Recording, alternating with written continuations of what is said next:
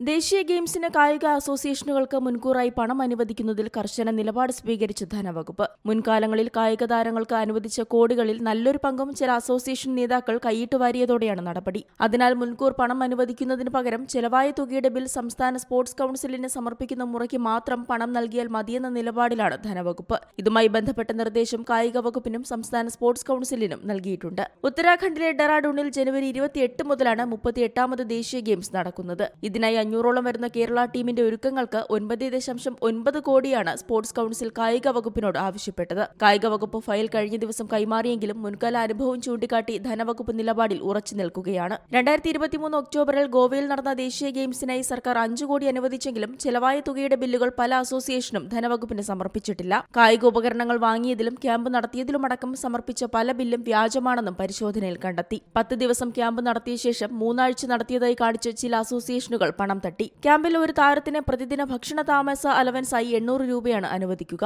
ഇതിൽ 500 രൂപ ഭക്ഷണത്തിനാണ്. സ്പോർട്സ് കിറ്റിന് അനുവദിച്ച തുക പോലും പലർക്കും നൽകിയിട്ടില്ല. ഭാവി നശിപ്പിക്കുമെന്ന് ഭയന്ന് അസോസിയേഷൻ നേതാക്കൾക്കെതിരെ പലരും പരാതി പറയാൻ മടിക്കുകയാണ്. ഈ സാഹചര്യത്തിലാണ് ക്യാമ്പുകൾ പൂർത്തിയാക്കിയ ശേഷം ചെലവുകൾ സമർപ്പിച്ചാൽ തുക അനുവദിക്കാമെന്ന നിലപാട് ധനവകുപ്പ് സ്വീകരിച്ചത്. Sports desk C Malayalam news. ഏറ്റവും പുതിയ വാർത്തകളും വിശേഷങ്ങളും വിരൽ തുമ്പിലറിയാൻ സി മലയാളം ന്യൂസ് എല്ലാ ഡിജിറ്റൽ പ്ലാറ്റ്ഫോമുകളിലും ലഭ്യം.